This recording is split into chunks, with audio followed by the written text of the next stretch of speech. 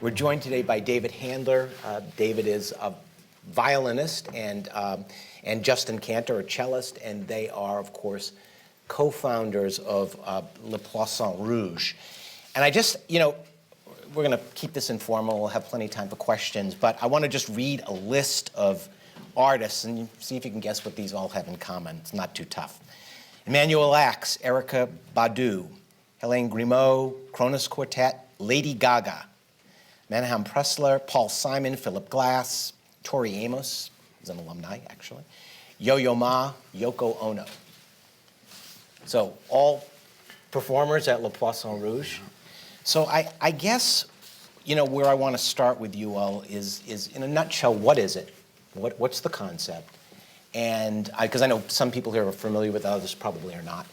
And most importantly, what led you down the path to create it and your story behind all of this?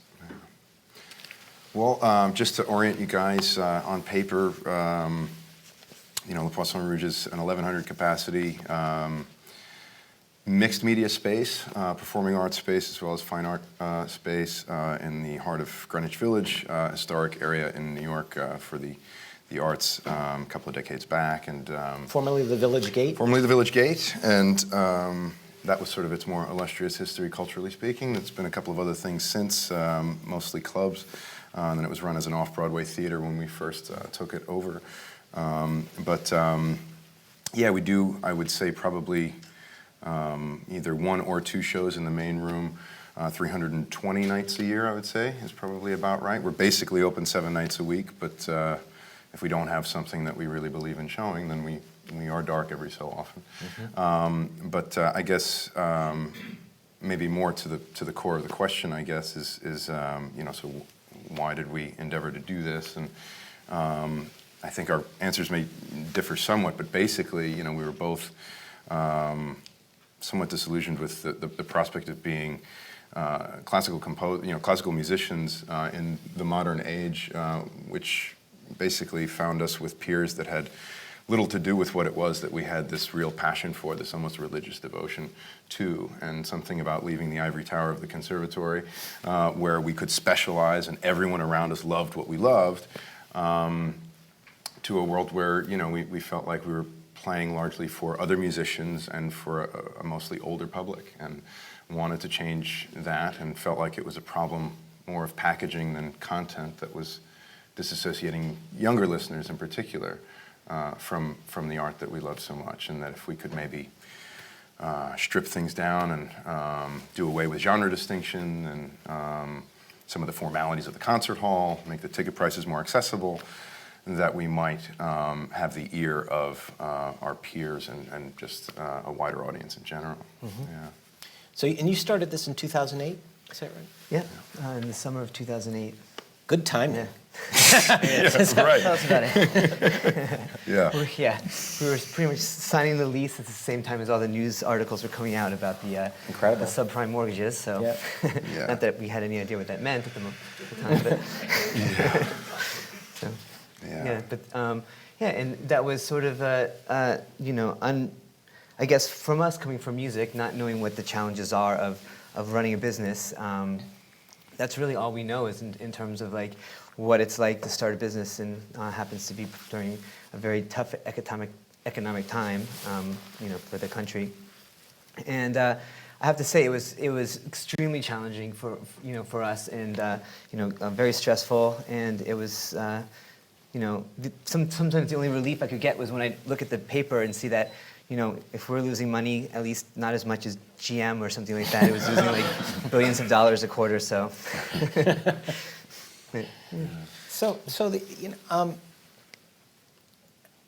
I guess we'll talk a lot about programming because obviously it's the core, it's the essence of what you're doing. But what is it about your place and the experience of playing there that makes the kind of lists that I read, and I know the list is much longer than I read. I mean, it's amazing, actually, the people that have actually played there, want to come and actually be at Le Poisson Rouge?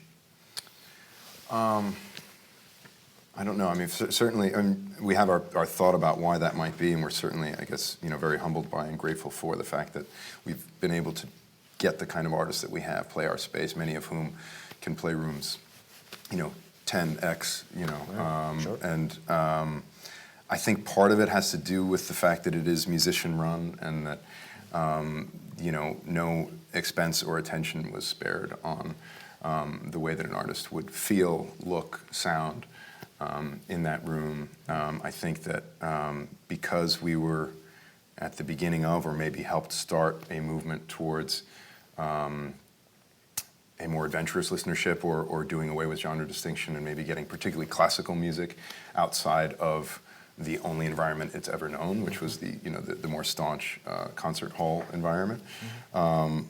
We have a lot of folks, particularly in the classical music world, who might otherwise not play for as few people or for the kind of deal that we're able to offer, but because they maybe have a publicist in their ear or an agent or manager in their ear, or maybe they themselves have an appreciation for the fact that they can reach a wider demographic, that they feel like it's worthwhile to play. I mean, that's, I think, the answer is somewhat different per genre, and even though it doesn't really matter to us what genre we're presenting, as long as the quality is there, I think the reason people come to us might be different by genre. I think for some of the bigger, popular artists like a Beck or somebody like that who would play much bigger rooms, I think it's more because we've established a reputation for having a very curious listenership, and that's one that's really discerning, and that it's a real listener's venue. So that they'll sound good, but also that they'll be playing to the kind of folks who might be interested in not just what they do, but other things. And some of the classical folks I find also will do different material with us than they will at other venues, because or collaborate with atypical fellow artists, because it is maybe a little bit more fluid, the programming and the environment is a little bit less sterile or whatever. I think one of the initial really integral part of our vision was that we weren't, even though we were coming at this in the desire, maybe initiated from this want to present classical music in an environment that we'd enjoy going to see concerts in ourselves. It really fit into a bigger picture of not treating classical music like any kind of special, unique genre that should be treated differently than every other genre out there. And I think that led us to create a programming that was really equally balanced. We never really thought of Le Poisson Rouge as a classical music club as much as a club that was inclusive of classical music alongside all the other genres.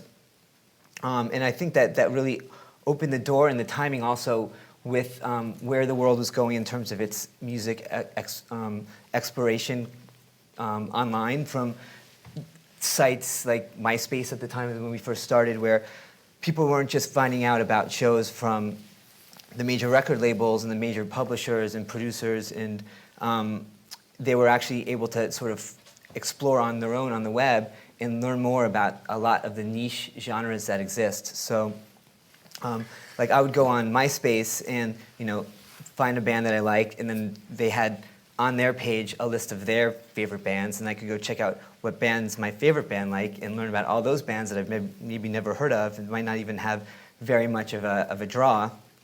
And so that, that's evolved obviously a lot today in the way that we explore music, but it allowed for us, we knew that if we wanted to make a really big splash and really have traction, that we couldn't be 100 capacity venue or smaller than that. It just wouldn't make enough of an impact that the press in New York City would pay attention. But if we would have done this during a time where we didn't have this sort of internet exploration and this ability to sort of promote your band or your genre to a specific niche audience, the way that you could start doing in the early 2000s, we would never be able to get the amount of traction in people to come see the shows. So like in the 90s, a punk show at CBGB's which is a really famous club, they could hold maybe 100 and something people. Now, if you had the same sort of level of interest in a band that was playing CBGBs in the 90s, that would be probably a 800 to 1,000 person room, just because they're able to reach that niche. And I think that had a large impact on on the way that we were able to gain interest from the press and ultimately artists wanting to play. In the curatorship role, I think it becomes more important as people, have that much more material with which to be familiar. I mean, like technology being the enabler that it is, production is, if not been simplified, at least it's more readily available, and promotion the same. And the end result is that there's just, an exponentially larger sea of material, for people to digest, and it becomes that much more important, I think, for a lot of people to be exposed to different material and guided through that process, I guess, is more the point. And whether that's done online or in person, I think it's more valuable than ever these days.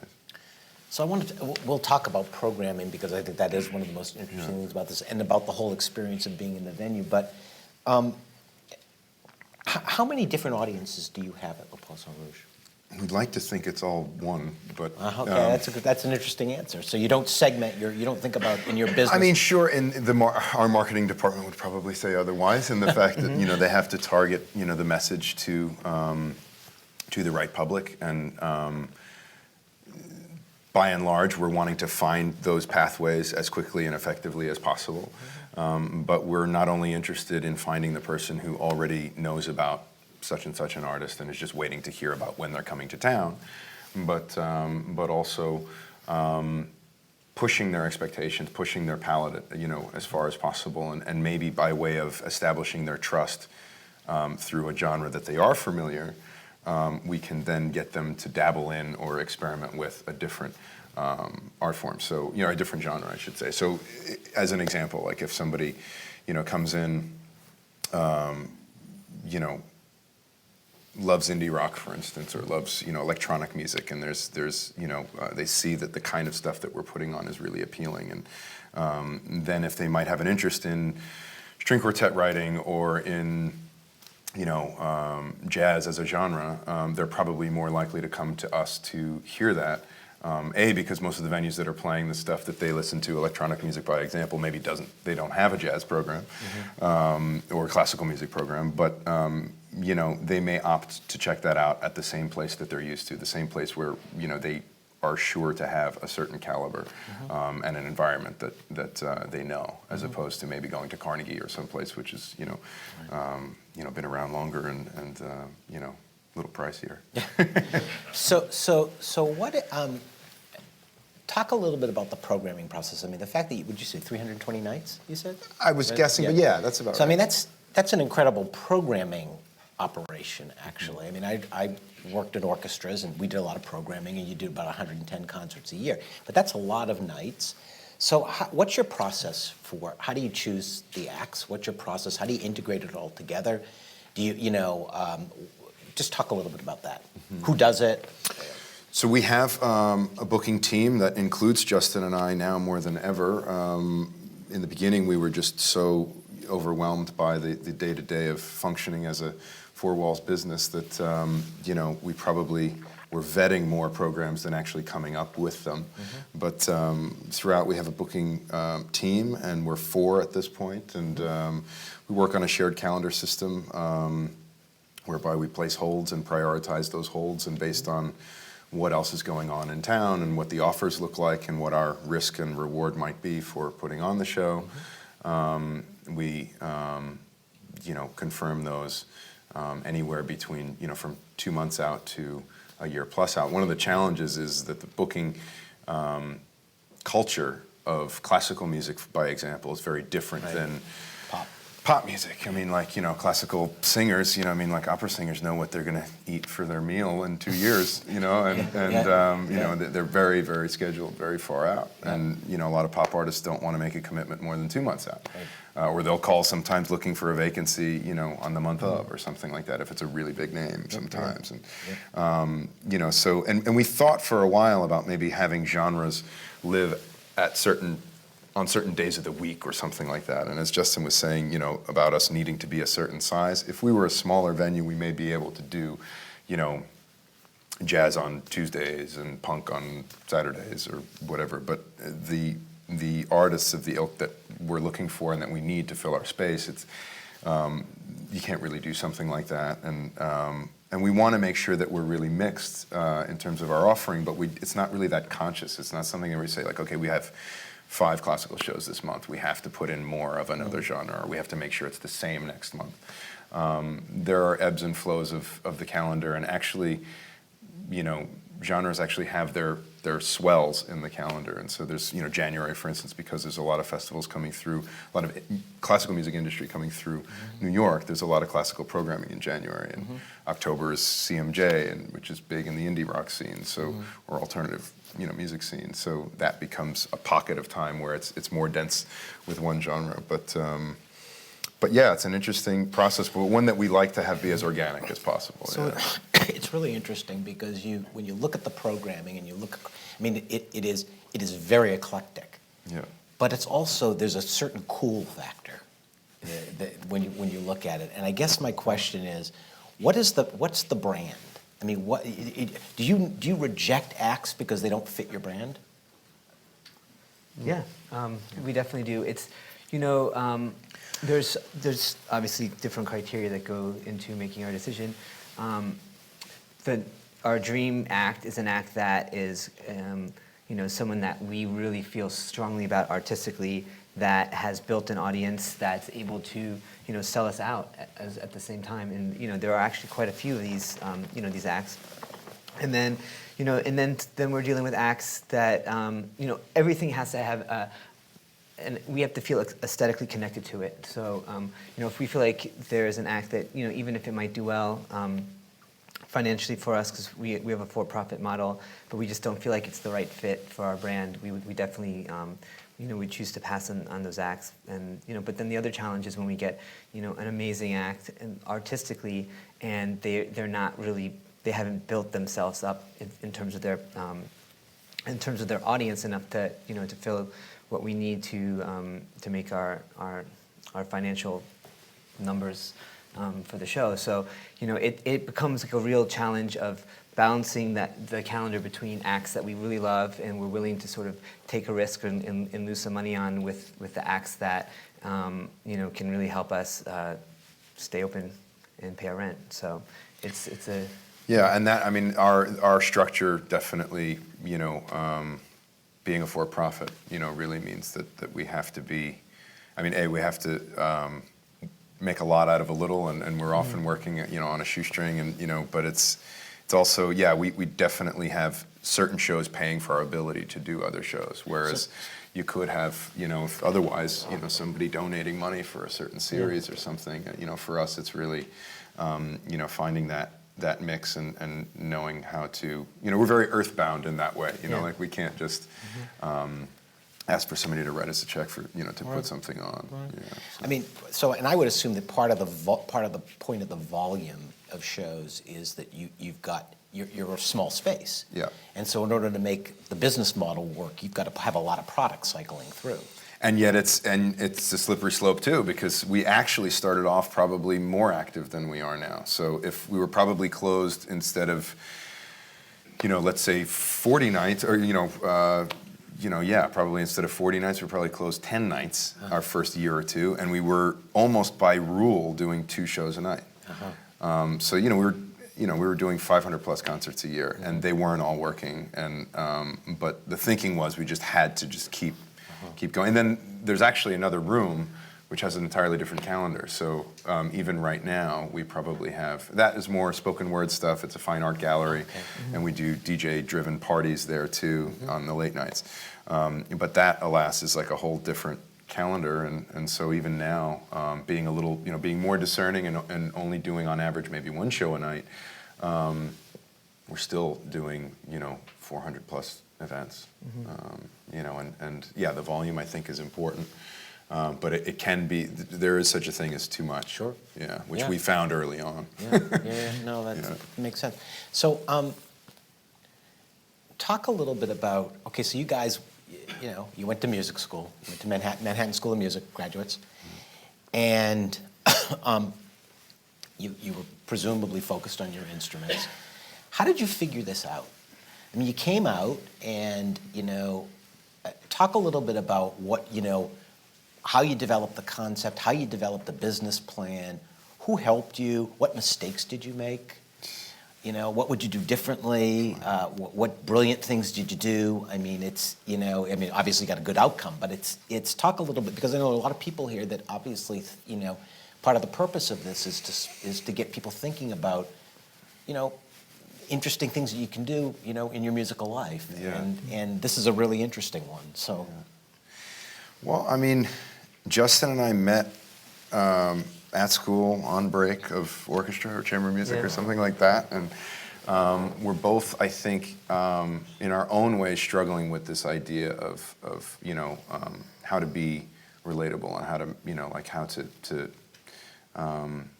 do something meaningful for this art form, and maybe at the same time justify our own existence as classical musicians, and not to get into the psychology of that, but I think that is there too. And you know, for each of us, Justin's you know, started playing music, you know, in rock band, and you know, for me it was being a classical musician, being a violinist since I was like 3 years old, and feeling, you know, at around the time that you were probably starting your rock band, feeling like, you know, I don't, this isn't relatable, or I wouldn't have used that word, but this isn't cool, this isn't like, you know, when I was around 12 or 13, and so I was, you know, started to play more drums and trying to find, you know, so I think for both of us, we were, you know, thinking about for a long time, whether we were aware of that thought process or not, what our place is in the world as classical, you know, musicians eventually that we become. And so, and it became clear that it was through the method of delivery it was going to be to create a place where, you know, we liked the environment, where there was more interaction between audience member and performer, something that we felt was missing in a lot of the more staunch or traditional concert venue environments. And you know, so I mean, so that was sort of first, that like, okay, we're talking about a place, not a band. I mean, we did play in a band, we played in a trio together, but you know, it's clear that was not where we wanted to convert people, so to speak. And so then knowing that it was a place, you know, we took hospitality classes and learned, you know, about what it was to create a business plan. And Justin, you know, took a course at NYU in that, and you know, came back and was like, all right, so here's what we need. You know, here's the stuff that we got to start doing. Download the business plan template. Business plan template. You start working on it, making it really beautiful, and you know, it you know, ended up being a really integral part for us to flesh out the idea and really talk. You know, because we probably, especially when we first started talking about it, probably had very different ideas, or maybe just not quite as clearly defined ideas about what this thing is going to be. And so to be able to, you know, and what I was maybe thinking could be very different from what David was thinking. So to sit down and design the plan and talk everything through and put it on writing, I've really helped clarify what it was that this, you know, this sort of concept sort of really, you know, yeah, the business plan is, I mean, it's your primary fundraising or, you know, tool, and but it, you know, probably the less known benefit or, you know, reason for it is really just getting your ideas in line and knowing then, because the whole thing becomes at one point or other an exercise in determining or like identifying which are the ideas that you've got to let go of and just adapt, you know, to, and which ideas you mustn't let go of because they're at the core of who you are and what your identity is, what the brand is, what the philosophy is. And it may seem like it's obvious which fits into which category. It isn't always. And to have a marker and have something that's memorialized kind of, and you can go back to it and say, wait a minute, no, we said that this is who we are, and that this is not going to change because, you know, financial, you know, conditions, a lot of things, community, you know, relations, a lot of things change. And you know, change your perception of what those things are. But at any rate, yeah, in terms of chronology, we started working on the business plan not long after graduating, and I did a lot of the writing of it, and Justin did a lot of the structuring of the financials, and you know, because there's obviously there's the pitch, and the pitch has to do with not just the idea, but is it viable, and then the ask was to people who were philanthropists that were donating, you know, their money, some of them their time, to the arts. And you know, the pitch was basically, if you give us 10 cents on whatever dollar you're giving to the Metropolitan Opera or wherever else, and you know, and see what we can do with it as young conservatory trained musicians who are the demographic that you're trying to reach. Does that mean you started as a nonprofit, actually, and then No. became for-profit? Or so, No, okay. we were for-profit to begin with, but I'm just saying that the type of person that we targeted. These were your investors. Were people that, yeah, well, so many of them didn't turn out. Those were the people we wanted to be our investors. You know, those are some of them, you know, some of them stuck. But you know, I mean, the thinking was like, let's go to this place. People who are already giving their money to an art form that they have to know is, if not struggling, certainly limited. I'm talking more about the classical stuff because that was, even though was not our only focus, it is what differentiated us. And so if somebody's giving, you know, X dollars to a not-for-profit organization, you know, what if they gave us, you know, 10% or, you know, of X, and you're putting it in the hands of the very demographic that you're trying to relate to, that you want your art form to speak to, which is younger people. And as conservatory musicians, you know, that was our pitch. It was like, we understand the art from a real connoisseur's perspective, and yet we know what it takes to make this relatable. And some people were interested and others were not. So. How'd you figure out that, so you're in the middle of New York City, there are a million things going on, I mean, artistically, culturally, as you know. I mean, it takes a lot of guts to sort of stake your claim and say, we're going to, you know, we can compete in this. Yeah. What was that like? You know, I mean, you know, part of it was probably, like you said, would you do, you know, looking back at, going back, would you do it again or whatever, you know, what would you change or what you wouldn't? I think the fact that we were not really that aware of how challenging it actually was going to be. Ignorance is bliss. Was, you know, that's part of it. But I mean, it's, you know, it's, I think in order for any big idea to sort of flourish, you kind of have to, you know, it's not know any better. Well, realize it's a tremendous risk. It's going to be, you know, it's going to be a tremendous risk. And the interesting thing was that we were really supremely confident that it was just millions of people are going to show up and just want to hang out there, and that the rock and roll stuff would be so easy to book. And no one's going to want to come to see the classical stuff, and the classical community is going to ostracize us for this, and it was going to be, and it was actually more of the flip side that really happened. Is when we opened up, there was tremendous interest and curiosity from the classical community in the press, and the New York Times and the New Yorker, you know, were writing articles about what this place was going to be, and there was like all this buzz. And in the rock world, there was such a you know, well-established, you know, venues and relationships between all the rock artists that could fill our size rooms and us, that breaking into that and letting these agents know that there's like a new kid on the block that's going to actually be able to present their, you know, their shows well, and like, you know, make those kind of, have these agents who are booking these rock bands make the leap and put the shows at LPR was, you know, was a challenge.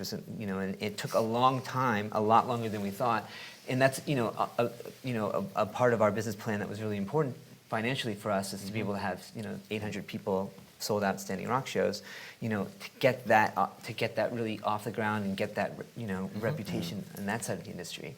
So I knew it would be harder to book Monteverdi in a nightclub, or be easier to book Monteverdi in a nightclub than, you know. Yeah. When I think our first sold out show was at Monteverdi Opera or something like that. Or maybe not our first, but like one of our first, like, you know, it's like, oh, that's crazy. But So you know, there are a couple of things that are striking to me about this. First of all, that you talked a little bit earlier about the genre, you know, the mixing of the genres and the crossover of the genres, and then also this issue of the intimacy of the space. So really, in a way, this is I mean, it's brilliant what you did, but it's not a new idea.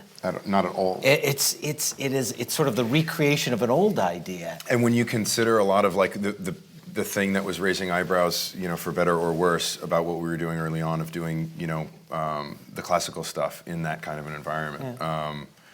What wasn't really understood was that was an environment much more conducive to, and historically speaking, more related to this music than people realized. I mean, like, most of the music, you know, chamber music that we listened to was premiered in environments not too dissimilar from LPR. I mean, the idea is, you know, you can have a drink and you can eat something and you can socialize, and you know, it's a much more dynamic and visceral sort of a connectivity. So yeah, not a new idea at all, really. Yeah. I mean, you know, we you know, just lost Boulez this year, and he was, you know, an example of someone who was presenting, exploring different environments to present shows, And when I think of listening to Boulez's music without a cocktail in my hand, it's, it's definitely not as enjoyable. So, it goes together. I can see what what you thought of that. Yeah. But yeah, the salon or the chamber, setting is, conducive for so many reasons. I mean, one of the things that was really important to us, so going back to sort of your chronology question, so we wrote this business plan, it became sort of a touchstone for us, and then, there was raising capital, but then it was looking for spaces, and how do we get that intimacy, and how do we find a place that's really conducive in that way? And we spent the better part of 2 years looking for the right place, and a lot of it was because we didn't want a long, narrow space. We kept referring to it as sort of the preacher congregation setup or this bowling alley kind of a thing. We didn't want that. There are plenty of places that have that, so it's no problem if somebody wants it. But there weren't, as many examples of the alternative. And so we were looking for a large space that wasn't narrow, that was really more of a square where we could do in-the-round performances.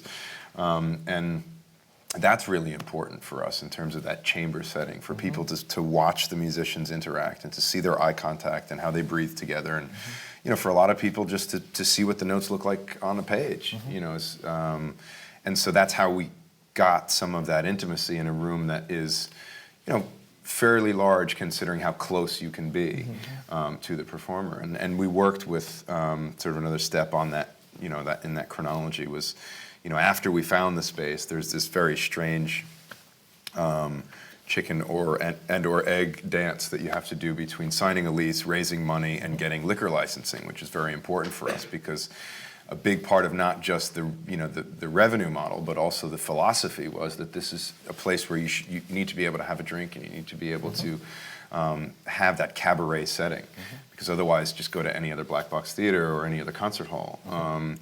And so, the liquor license is attributed to a physical location, which you would never sign the lease for unless you had the liquor license, and nobody wants to invest in you until you have both. So there's, a lot of, confusion there. And I mean, the short answer is you sign a lease contingent on acquisition of the liquor license, and then, so if you don't get the license, the deal is off. But I mean, but more broadly, that whole process was...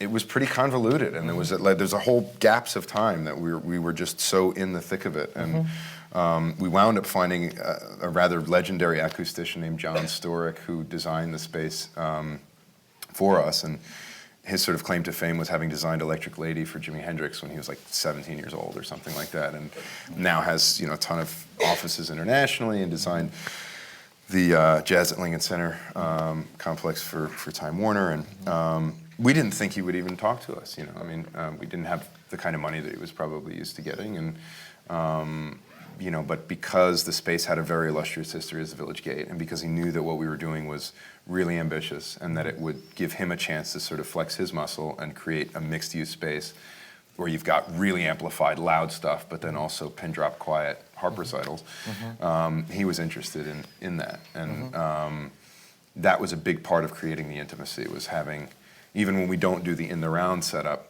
we have a stage that's in the corner of the room. So really, essentially, there's a very wide breadth of audience space. So really, when you're as far back as you possibly could be in our room, you would, you're still not very far at all. Like the furthest back that you could go would be like midway back at venues that are our size. Or even smaller. So in that way, he helped us create that intimacy, which is important for sure. So, most exciting show you ever had there? Oh man, it's a deer in the headlights. I won't ask you the most boring, but I won't ask you. But most exciting. I think probably we did Arvo Pärt's Fourth Symphony. Basically, just when the ink was dry. I mean, it was written for the Los Angeles Phil, and so they got. The premiere, of course, and but not long after, like a month after, we gave the second performance of the piece in the world, and we did it. I think we did 2 or 3 shows, and they were all sold out, and it was, in each case, Did he come? He didn't. No, he doesn't. As far as I know, he doesn't travel much. Yeah. But we asked. Yeah. But it was like probably 700 standing 20-somethings, tattooed and pierced to the nines, standing through a 40-minute long symphony with beers in hand, and it was like pin drop quiet. It was quieter than the concert halls that we were aspiring to create the sanctity of. We find that it's an even more rapt audience often than in the more traditional concert spaces. We thought in the beginning that we would have to have special house rules and a flickering light that said like be quiet, be quiet. The show's about to start or something. We'd have to have etiquette, training or something. When in fact like it's totally not necessary when the work speaks for itself and you are dealing with an audience that's hearing this stuff often for the very first time. So they're not proving to you like, I know the movement's over, so I'm going to cough, or I'm going to move my papers around. It's actually... they really just are wrapped. There is obviously ambient noise. I mean, there's people making drinks, there's food that gets served no matter how serious the classical concert is. It's like part of what it is. We don't have road seating, it's cabaret style seating. And when I see, and there's a couple of reasons why this is, but whenever I go to see a show at LPR that's even a serious classical where sometimes I hear some background noise, it doesn't bother me as much as when I'm at the New York Philharmonic or any hall, classical hall, and I'm sitting there and I'm hearing the rustling of papers and the coughs, and it's just, I think, having an environment where we have the lights so low in the space and you really can't notice anything that's going on in there except what's on stage and the music really helps a lot. And having the intimacy with the performer and being that close to the actual music making, it's just gets you so into it that even if you might hear a fork drop or something, like it doesn't really take you out of the music the same way. Like I saw a concert recently and like I couldn't tell if people were coughing because they were upset with the performance or if there's just like people coughing. Like I just couldn't, but it definitely did, it took me out of the the moment in a way that I don't find happen very much at LPR. Yeah. So I want to ask you, when you started this was a new concept, a new idea. There have been several things that have sort of opened in the time since then. Yeah. And I have two questions for you. One is, are you looking back? I mean, in terms of, do you look? How do you try to stay? Are you going somewhere with this, or is this? Or we hope so. And the other question I have for you is, have you thought about, for lack of a better word, franchising it, opening little Poisson Rouge in other cities? The shorter answer to your second question is yes. We continue to think about that. The shoe really has to fit in that regard. It's got to be the right market. I mean, so much went into the bringing about of this one location, and in no small part, our ability to do it or our belief that we could do it had to do with just local intel. And there's so much that you have to know about a market to know whether or not it can work, especially a concept like ours. But yes, we're definitely interested in the idea of the brand expanding physically, manifest in other locations, online, through the various partnerships that currently exist with NPR and with Q2, which is the new music station in New York, but also of our own making, to really take that curatorial voice further than just the physical environment. The orchestra is definitely, so we formed a group called Ensemble LPR about 3 years ago, and it's a deliberately elastic lineup, anything from quartet size to we were in Central Park last year with 35 people, and but that gives us the ability to be a flagship and go into different areas and program the stuff that we really like, but have an artistic voice as opposed to a curatorial one. So there's a lot of directions also for it to go. presenting shows, concerts, under our brand at other locations. We do stuff at the Apollo. And are you commissioning, actually? Yeah, we did. Well, the orchestra commissions, we commissioned Mika Levy of Mikachu and the Shapes and David Longstreth from Dirty Projectors, and These are folks that, in their other lives are quite popular doing non-classical music, and yet are very serious musicians and have really great things to say musically. And so we'll do that with Bartók or with, more standard rep. And, therein try to do the same, exploration that we do with the physical space. And yeah, doing shows at the Apollo and Town Hall and other venues is going to be important in the years to come. And as far as other people doing it, I mean, I think we both, are really very supportive of and encouraged by the fact that we're not the only ones. We didn't do this to be the only ones doing it. I mean, if it's viable as an art form, and if the art form is to exist 20 years from now, 30, 40 years from now, and thrive rather than survive, there needs to at least be room for the smaller venue that challenges some of the concert rituals that are in the bigger spaces. There'll still be those bigger spaces, but there have to be others too. Right. So, and it's sort of an all boats rise kind of a situation, so. And as you think about expanding or growing the business, you're thinking beyond the other physical spaces, but online as part of the. Yeah. Yep. Definitely. I mean, not to is to really do the idea or the brand a real disservice. I mean, there's only so many places we can physically be at once, and we are actually looking at what the prospect would be of doing a few locations, in one shot as opposed to one at a time. But these are all just ideas, and we're, how to expand and to do so well is like, that's a whole nother conversation, and one that we probably need to be on the listening end of more than the speaking end of. Do you have people you work with there, you use to consult with you on, as you think about all of this, do you still have sort of have you become more conventional, or are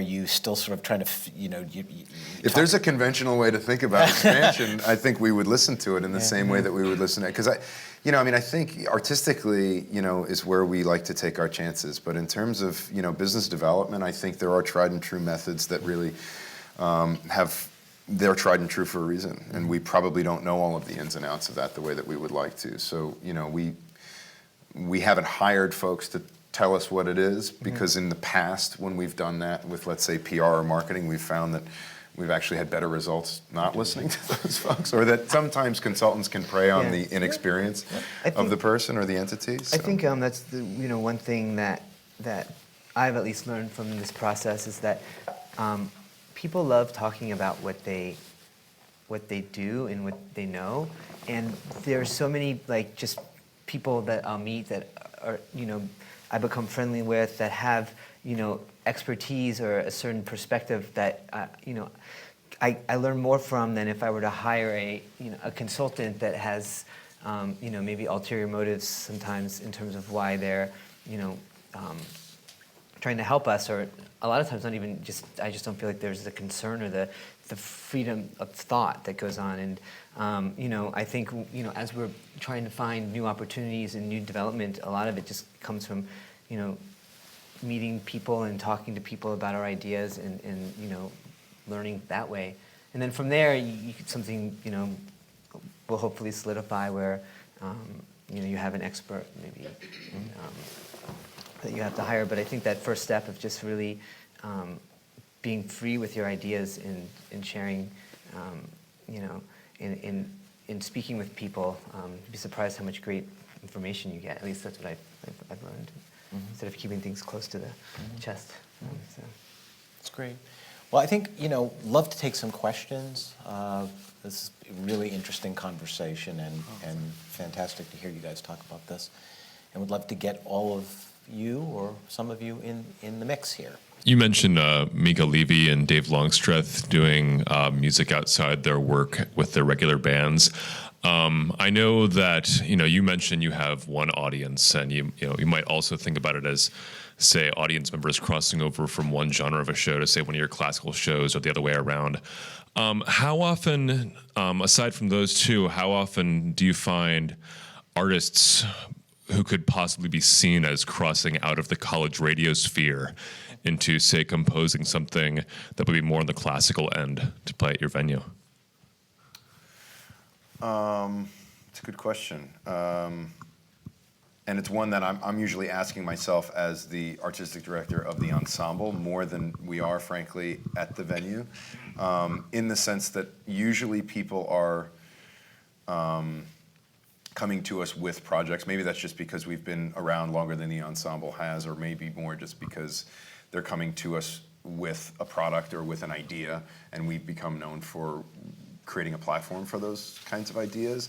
With Mika and with David, it was much more like I wanted to hear the other side of their musical output that I knew was in there, or it wasn't maybe output yet. You approached them about that? Right, so we commissioned them to write those pieces. Those were two separate commissions. And so that was me basically saying, you know, we love your sound, and, you know, am I right that you listen to some of this, that I'm hearing some of this stuff in your work? And then him saying, yeah, and actually, like, you know, I would be down to write something for X, Y, and Z instrumentation.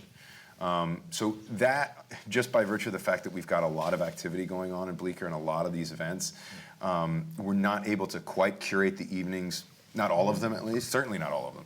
Right. Even a small percentage of them, it becomes hard to get that hands-on. A lot of times what the generative creative process would maybe be introducing two artists, or the idea of two artists being on the same bill. That might not be typical.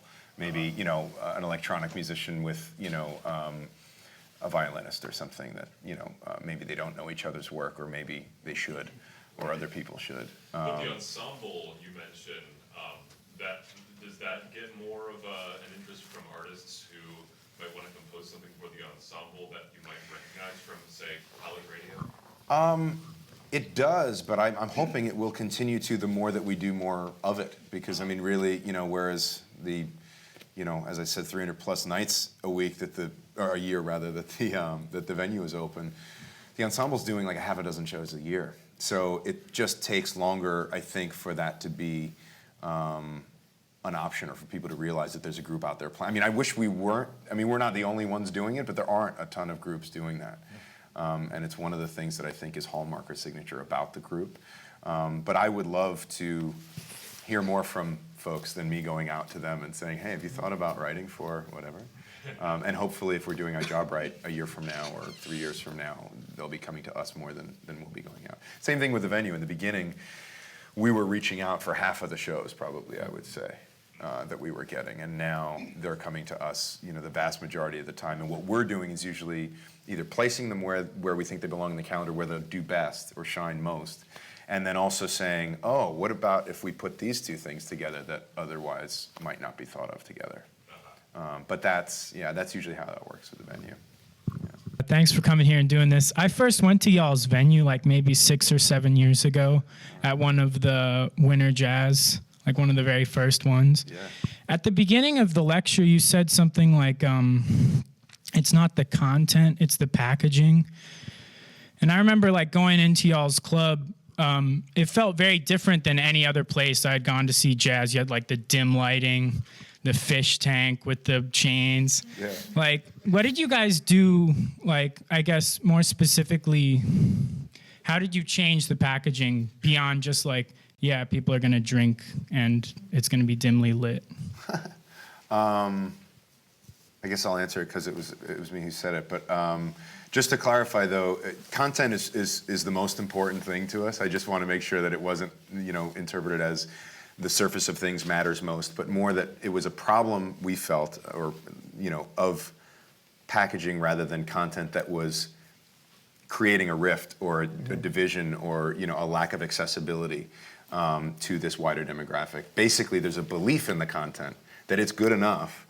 It's only other stuff that's getting in the way of listeners our age, or at the time, you know, whatever, a broader listenership getting into it. Mm-hmm. And so that was like exorbitant ticket prices, concert etiquette that was just really intimidating to people, we found, you know, if they could afford to get into the house. So, I mean, you know, and so, yeah, I mean, but then to answer your question, I mean, the ticket price is a real factor for sure.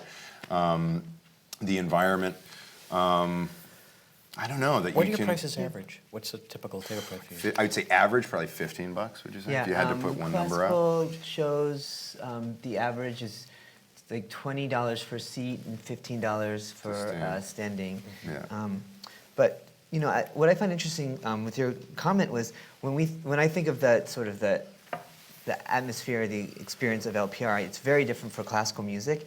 But I kind of always thought of it like more similar to like what you get as a cabaret, like a jazz club or something like that. But yeah, you know, in retrospect, not in retrospect, and you know, after hearing that, it was kind of that design was partially what we were stuck with the space, you know, the basic layout, but really like this sensibility, like I think architecturally for us of having this almost the opposite of what every other business wants, but a sense of confusion when you walk in. Yeah, like totally. you go down and instead of feeling like you know exactly where things are, like we want people to go in there like with a complete open mind, like they don't know what they're gonna get. It's called the Poisson Rouge. It's not a French restaurant. It's like, you know, like why is it named that? Why am I going down this staircase instead of that staircase? Wait, do I go in? Do I leave? Wait, I exit this way, but I come in this way. So this is, you know, almost trying to create this setup for you to sit down and listen to music with like this open mind, like where you know you don't have these expectations. I think that was part of of the design and philosophy. Was that something you guys just came up on your own, or like someone you consulted with someone with? Because I don't know any other venue, for example, that has like you have that fish artwork. Like I don't know another venue that has like their own piece of art. Yeah, I think we're just weird. I think we're just weird. But we just came up like with the idea of a kind stuff, suspended yeah. fish tank and having it look as though it could fall at any moment. But no, I mean, yeah, it's that's cool. Glad you like the tank. Yeah, that's cool. Question over here. Yeah, I had a question about cross-genre collaboration, and I was wondering if you could talk about a project, either one that you curated or one that came in preformed that was not successful, and maybe talk about the different reasons for that. With when two genres collided, sort of, and didn't play nice. Yeah. You know, it's interesting the way, like, because of the nature of the way that we interact with artists that are coming to us. We're not the ones saying, all right, we want you, jazz player, to play with you, Broadway singer, or you know, second Viennese composer, and see what happens. We are getting approached by really creative artists that have this desire that, you know, for us, we sort of can kind of weed out when there's a classical artist coming to us that are just trying to do something that's popular that they're not really into, versus a collaboration that they're very excited about.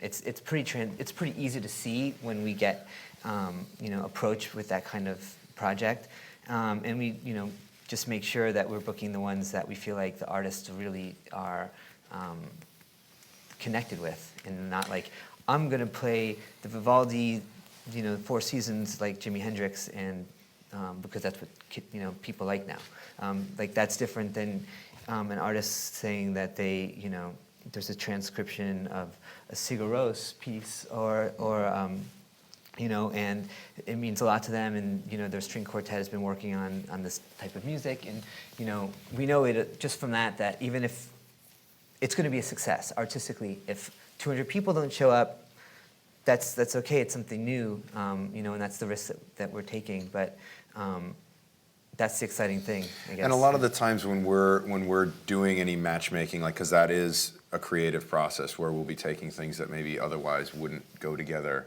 A lot of the time, just by virtue of the fact that they're sharing the same evening, or it's on the same bill, is the rub, or the whatever, you know, the juxtaposition or whatever. And so sometimes it may not be easy to tell whether or not that is succeeded or not, because one may have a greater draw than the other, or, you know, I mean, but actually something that, so when you say it doesn't succeed, I mean, there's different, it could be that nobody comes, or it could be maybe the worst kind, where it's like, you know, that really just doesn't make sense. Not worst kind, but worse than sales, you know, I mean, and that will happen. Sometimes people will try something and it's like, it didn't really work for me. Did it work for you? But that's very subjective sort of too, to a certain degree. It's kind of hard to tell.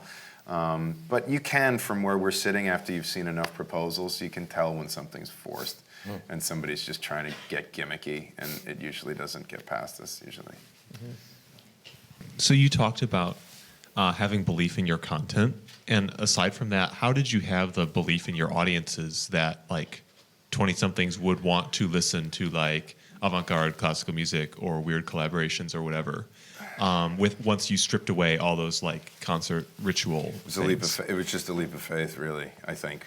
I mean, and that it was, all our eggs were not in that basket. We had other programming that we knew could work, so that if people were not into that, we would probably still survive as a club slash, venue, rock-ish venue, I guess, jazz rock. Those were the genres that we knew we could get people in for. But maybe, the risk that we were taking was that maybe people were not as adventurous as we had hoped, and we can't do this interesting hybrid stuff as often as we would like to.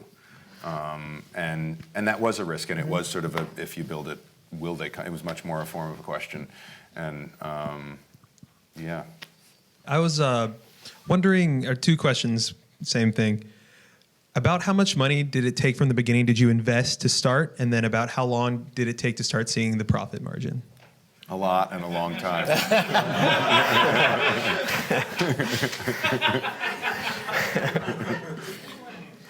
I'm really interested in this idea of like the crossover concert goer. You have these punk guys coming in and listening to like Beethoven or something. I think that's awesome. And in my mind, like I have a chamber group and I'm used to playing for like 10 people in a room. Yeah, and so I get getting it. more of like anybody around would be great. Did you have to like really make a push in the beginning to kind of get this like cross concert pollination? I don't know what you call it, but Yeah. to get that to happen, or did people just kind of over time they just like, maybe I'll check something new out and oh, this is cool. Yeah, we should also clarify that it's very, very hard, especially in a competitive city like New York, to get someone to go see a show and pay money and take a cab or even the subway and have dinner or have drinks. It's expensive, and getting them out to see a show of an artist that they've never heard or seen before is extremely difficult. And for us, success in building that kind of audience and having people like that willing to go see a show, we're talking, if we can get 30 to 50 people, if we have 50 people in the room checking out a band they've never seen before, that's extremely successful. So that means, we need a lot more people than that in the room. So it is really up to the artist as well to develop their audience. And what every genre of artist knows, except maybe classical, is that there's a way of doing that, and it's very exciting because it allows you to not only just build an audience, but build an audience of your peers, and really it becomes like your scene.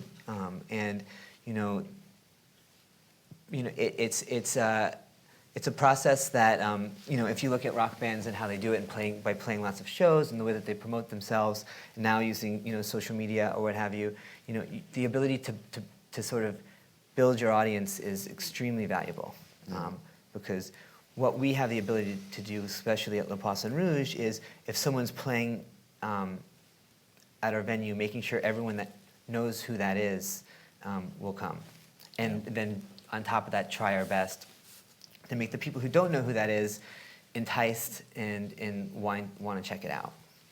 It's a really important point that that Justin is making about what we affectionately call or refer to as hustle, and how there seems to be a disproportionate amount of it in the classical music sphere, or at least there used to be. There's more of it we're seeing now, I guess. But I think maybe some of it has to do with, let's say, relative to rock and roll, or where no one in their right mind in any other genre would just like write us and say, I studied with this person, I won this competition, and I'm free on the 15th. And you just wouldn't do it. And yet those are the kind of emails that we were getting a lot of. And I think that a big part of it is how rigorous the training is and what time is invested. Not to say that there isn't in other genres the same virtuosity possible in other things, because there is. But particularly when you're talking about with classical and jazz music, there is such a regimen that we've all subscribed to, and for such a long period of time, that I think a lot of the thinking is that, I've put in so much time, I've invested so much, now I'm here, like, somebody's got to listen to this, like, this is like, or they're waiting for me to graduate so that they could come and listen, and they don't, obviously, that implies an arrogance, and it's not really an arrogance, but it really is like, it still is an entitlement, and a very dangerous one.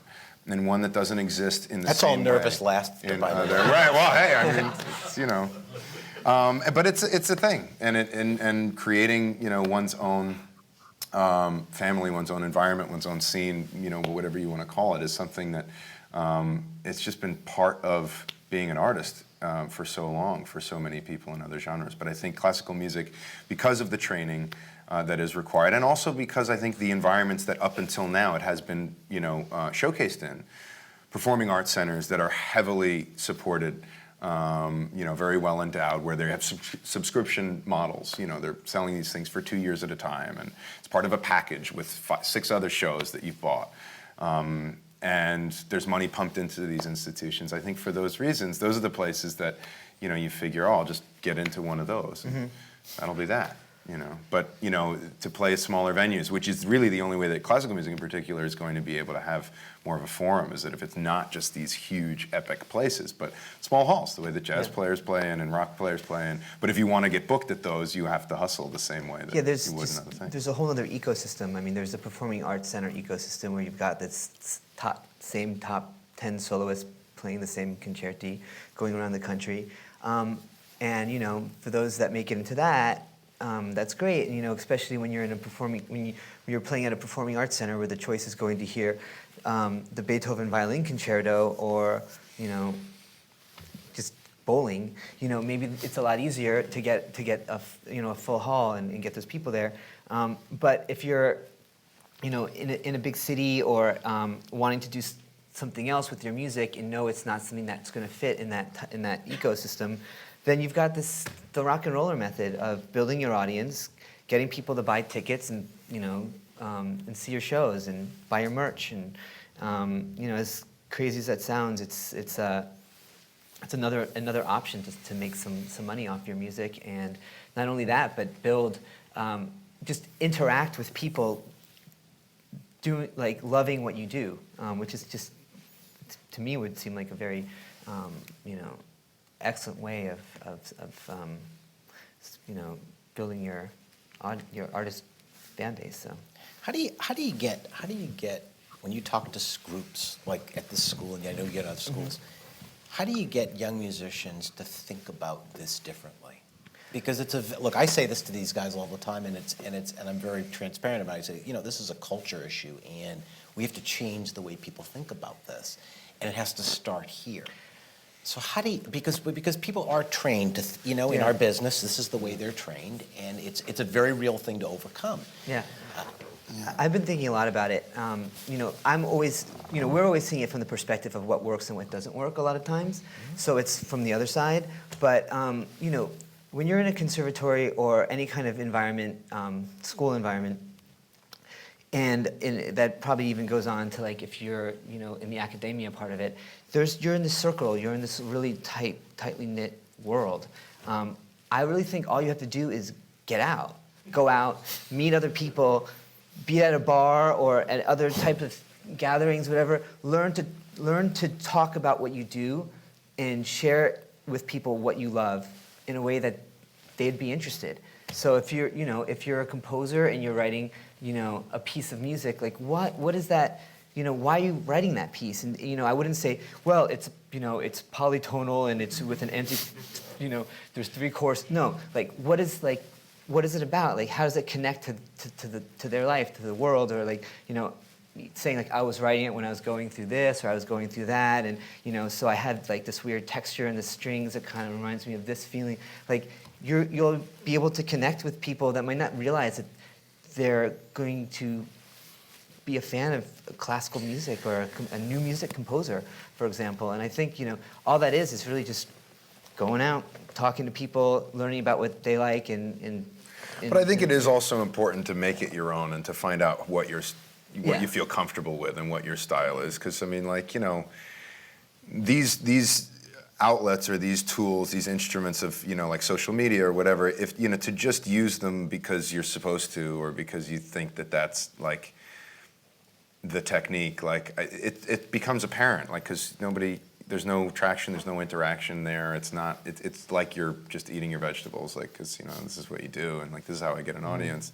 I think everybody's got to come to terms with it as an artist, too, and, how generous you want to be with that kind of information. If you're a composer, like, how much you want to talk about your work. I mean, that's a thing, for some people. I mean, maybe it's just the work needs to speak for itself. But I think to deny the fact that more interaction is necessary now than ever is just, it's unfortunate and foolish, because that's just not the world we live in right now. But I do think it's important to find a way to make it your own, and I'm talking about make promotion your own, but I mean, like, the realities, there's lots of things to consider. I mean, just like a business, an individual's trajectory as an artist has a lot of, factors, and there's all the things that a business plan addresses. Whether it's competition, we don't like to think about it that way, and it's not the artistic brain that thinks of it that way, but okay, like maybe I don't schedule my show at the same time, that there's like a bunch of it, there's like a festival going on that's like exactly my wheelhouse, or what are my aspirations, where do I want to be at this point in that, down the line, and but I think through all of that, just like you don't practice your rep as just like a clinician, like, you have to make it your own, it has to be invested with your character. I think so does the promotion and the strategy and the development side of an artist's career. Because otherwise, I think it shows. Yeah. And I think also, just speaking in terms of career, that thought for musicians, especially in the school, can be really scary.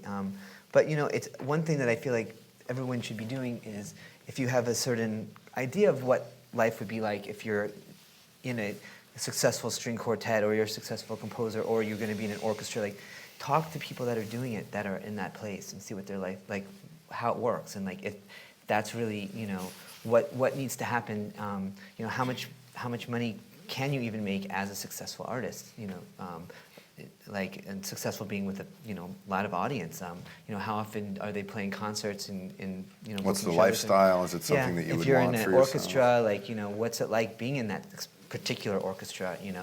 I think these are really scary questions, because I think a lot of times we're afraid of hearing the answers from the people that we're aspiring to be, maybe even.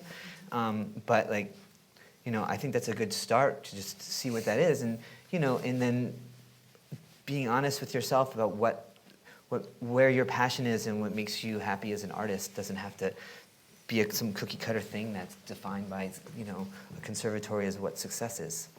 Like, I think that's a scary thing, but it's kind of the only question. I mean, or it's the question. It's like, where do I want to be? What is this? Yeah. Are you optimistic about the future? All of us?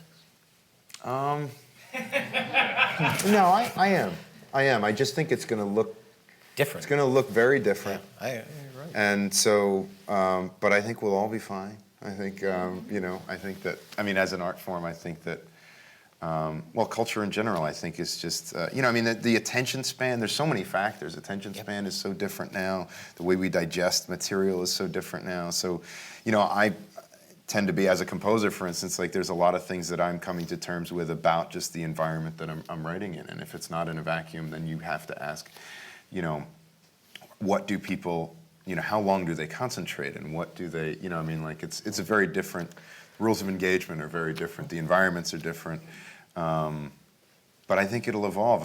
There is only that will continue, and the fact that, at least with classical music, that it's never been wildly, in our lifetime, never been wildly popular, probably means that it won't ever, be really out of fashion either. But I think it's got to change to be, to thrive. Yeah, for sure. And I think that, that question also, when you say optimistic, I think it depends on what specifically, how you're approaching it. Like, maybe symphony orchestras are going to need to downsize a little bit. Maybe the large halls won't make as much sense. Fewer of them, maybe. But, though I think could become a really beautiful, unique, intimate orchestral experience that we're not able to have now. So there could be something really good that could come out of it. As an artist, it's harder maybe to become fully, self-sufficient just playing an instrument, but at the same time, you might have a lot more opportunities in a way to be able to get your artistry out and come up with a really beautiful lifestyle and still make really great music. So I don't know. I just feel like there's a lot of it kind of just depends on the individual and how they want to make their future. But in a lot of ways, I think there's more flexibility. It's much more and options democratic. out there now for people to make it work than there ever was. But you have to think differently about You it. have to think differently. Yeah, absolutely. Other questions? Hey guys, I'm wondering if you can talk about what other cities you think your model would work in. Maybe not like the names of the cities, but like what are the characteristics? What are the characteristics of a city where you think an LPR can viably function? And then since you guys are so keyed into the new music scene, I was wondering if you could offer some suggestions of artists or composers that we should all listen to.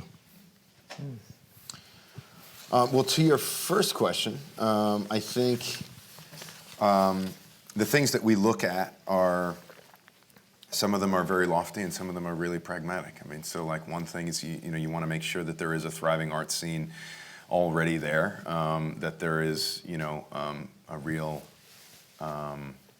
exuberance for us. We want to make sure there's a fine art interest as well as a musical one, that it's a really diverse community artistically, as far as what people are interested in taking in. But then there's also questions like, where's the real estate, headed in a particular area, or is the curfew at 2 a.m. or 4 a.m.? These are things that, because we're a for-profit business, we could live or die by, those criteria. And it's, if we had somebody, either grant or private funding that was, sort of breaking that potential fall, then maybe we wouldn't have to think about it quite the same way, but those are our realities. So we look at those things and places, that we would consider. I mean, Los Angeles and Chicago and Berlin and London, these are all places. Do you have to lean on other genres than classical in a city outside of New York, do you think, right? Anywhere. I don't know any place where we could do our business model and only do classical music. Right. Yeah, that wouldn't even be our business It model. wouldn't be our business model, right, exactly. Yeah. But I mean, even more than in New York, you're going to have to lean on those things more in an LA or Chicago than you will in New York, right? I don't know, actually. I mean, it's interesting because, like in Europe, for instance, it's probably less, there is maybe more of an appreciation for classical music because, alas, it's more Western European art form. So kids grew up singing in a choir, or a lot of people know how to read music, or they just are more, receptive to classical music, let's say. But by the same token, it may not be as exotic or as interesting there. So it's not that obvious to us necessarily. That there, that a pre-existing classical music affinity is important. I mean, it's got to be curiosity, but yeah. Then can you name some artists or composers? Oh man, you got any that come to you? I'm just looking right now at Colin Stetson. So Colin Stetson is just a fantastic saxophonist. Awesome sax player, and he's doing this Gorecki thing on Tuesday or Monday of next week or the week after. Yeah. Colin Stetson is really great. I was just looking at it, so I thought. Yeah. Yeah. This. I don't know. And just classical composers. I think my favorite right now would be Thomas Addis. Yeah. I don't know. In terms of performers in the New York scene, I mean, yeah. I guess you had Claire Chase here, so the international. Yeah, Ice is doing great stuff. Ensemble LPR, obviously. Metropolis Ensemble also has a lot of great new music.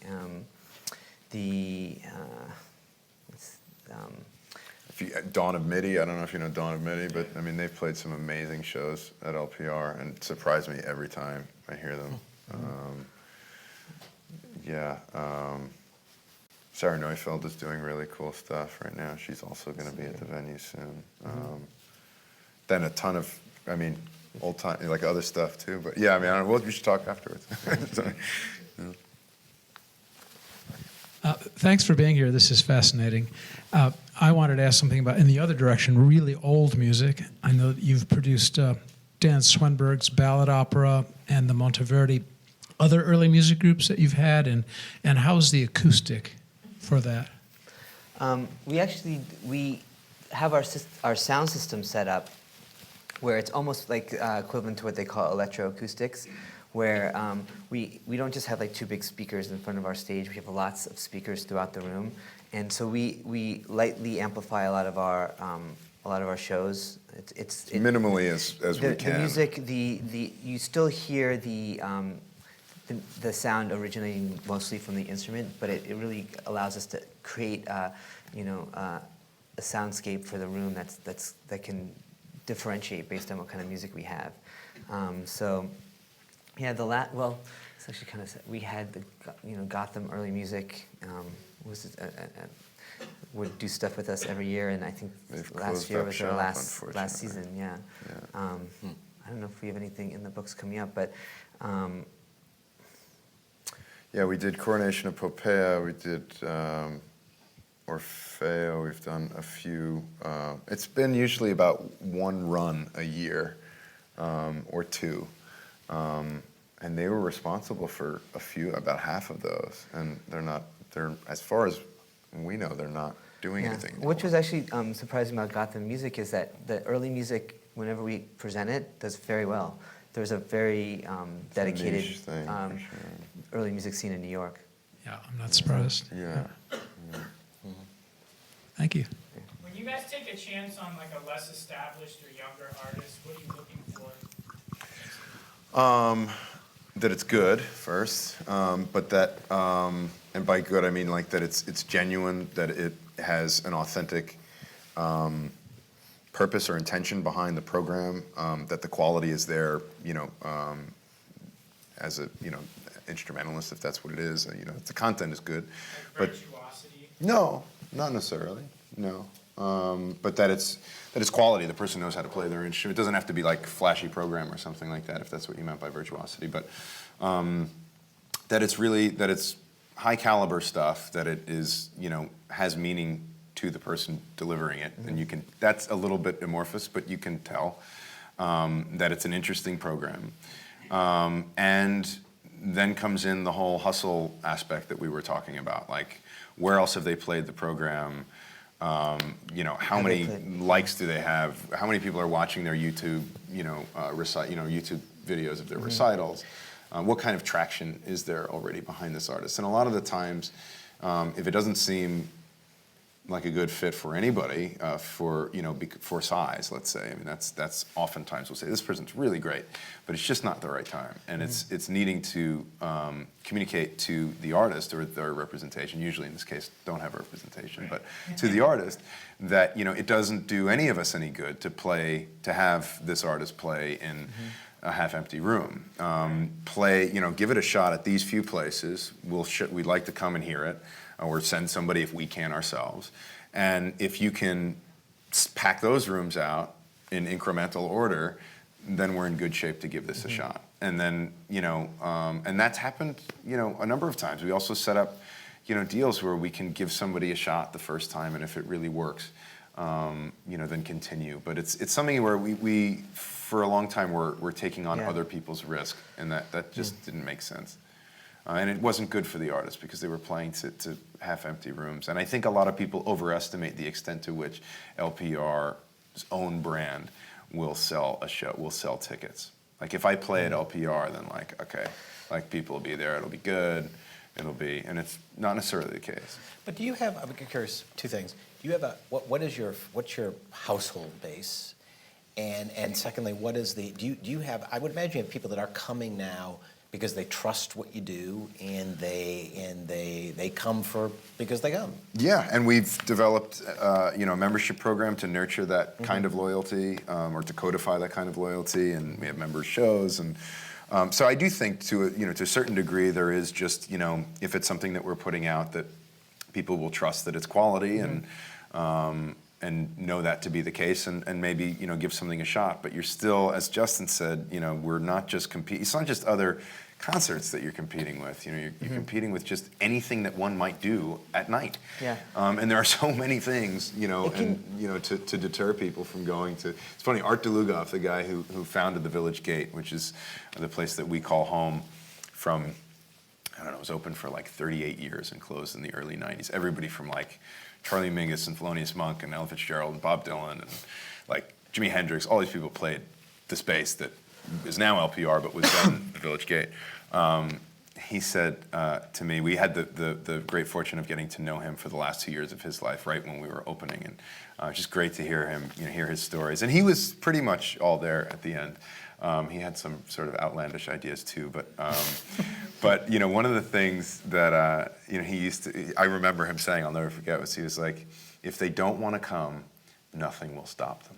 And I just thought that was just like the funniest, you know, thing. And I was like, well, what am I supposed to do with that? But like, you know, I don't even know where that came from or why I wanted to mention that. True. But you know, but there are certain things. Oh yes, because we were talking about how, like, you know, we have nurtured an audience, and we do. You know, our email list is our prized possession. It's, you know, it's our family. It's our people that want to know what's going on, and a lot does get amplified. The signal can be amplified to our public, just by virtue of the fact that it's on our calendar. But if the hustling isn't done by the artist, and if it's not a realistic placement at that time in that artist's trajectory, then no amount of including it in an e-blast or adding it as a member show is going to make a difference, because if they don't want to come, nothing will stop them. That's sort of more of a promoter's, you know, slant on things. I think it's actually much more, you know, optimistic than that. But I think you definitely have to nurture that relationship independent of the place that you're playing, because then once you're not playing at LPR, then there's another place where you got to get people to show up. So. Question back there. Are you still performing, or are you dedicated completely to your business? And my second question, which type of shows brings the money? Whoever's got the answer to that one will. Yeah, we both do. I play a fair amount. I'm almost always on the roster of Ensemble LPR, and I'm a composer. And that, I was talking with the dean earlier about the fact that making use of small increments of time in between the chaos of business life is very difficult as a composer. I think it's difficult as an instrumentalist too, but I always found that I could at least stay in shape on the instrument in between emails and meetings and stuff. But composing, I've really had to take a step back from venue operations to do that. And so I'm composing a lot now, and I'm very happy with the balance that I've struck there. But it took a long time. We're almost 8 years old as a company, you know, to get there. And Justin plays in some of the ensemble shows as well. Yeah. So, you know, the answer for each of us is different, I guess. Yeah. And as far as the shows that make the most money, I mean, the ones that sell out. But those are all different types. All different types. You know, we could have, you know, it could be an artist that anyone in this room would be like, well, of course that person sold out. But it could also be like a flamenco festival that, like, you know, just has a really nurtured audience base, and they've done it many years in a row, and they have a very targeted email list, and we know that to be the case. Or it could be you know, an emerging classical pianist like Taka, who's not really emerging anymore. He's Taka Kigawa has played with us, you know, basically plays annually, and he embodies that spirit of hustle, and he sells us out or comes close to it almost every time. So there's different kinds of sellouts. We had Mumford & Sons crash our website in like 30 seconds for 40,000 people coming onto the site in an hour or something, and that's a different kind of thing. But those are obviously not, you can't learn much from those. That's just lucky to get them when we can, you know, but yeah. If there are, what untapped branches of the music world have there not been? Like what do you want to happen at the Poisson Rouge that has not happened yet? Oh. Man. Yeah, you know, it's interesting because, like, I wish since you know, we've been open, I've been I've been exposed to so many different types of genres in music that, not to flip it around, but I think one of my favorite experiences are when I end up at a show where it's an artist in a genre that I have absolutely no affinity for, and I'm blown away. And whenever there's an artist that's capable of doing that, like transcend the fact that they're playing a type of music that I normally don't gravitate to, and then I can connect with that artist. It's like the most moving experience for me. So I feel like it's more about that than the genre or anything. Finding these special like diamonds in the rough artists that just really transcend whatever style that they're playing, just because they're so talented and musical. Just in, the surprises we get when that happens. Sometimes you listen to the recordings and you don't realize it until you hear them in the room. So. Yeah. In a way, you could look at it as like every concert has the potential to be what you're asking about. Like it never is. In reality, that's not the case. But any concert has the potential to be something, that unique. And when you put together certain genres that don't typically belong, that is a unique thing every time. And it depends on the people that are in the room, the energy that's in the room, how much is coming back to the performers, how they might speak to each other from different musical languages. But actually, we do concerts, so there's only so much. We could do probably more theatrical stuff. We don't do very much dance. I would like to see a little bit more dance at the venue. Theatrical stuff in general, we don't do as much of. We were talking about the fact that early music, we haven't had as much of those kind of productions. But we do a fair amount of it. But we would definitely welcome more of it. We work with Beth Morrison a lot, and she's doing some really cool stuff. Continues to do so. But yeah, besides that, there's a lot of interactive stuff. You have these, like a remote stuff where, Yamaha is a sponsor of ours, is always trying to get us to do more with that capability, and it's something that we're open to, where you can have somebody playing an instrument, on the other end of the world, and then it's, realized or re-realized in front of you. But besides going to those kind of technological, evolutions of things, every show could be that special. And we're usually surprised which ones do that for us. Yeah. That's probably a good place to leave it. Yeah. Guys, really fabulous. Oh, really awesome. Thanks so fascinating much for having me. conversation.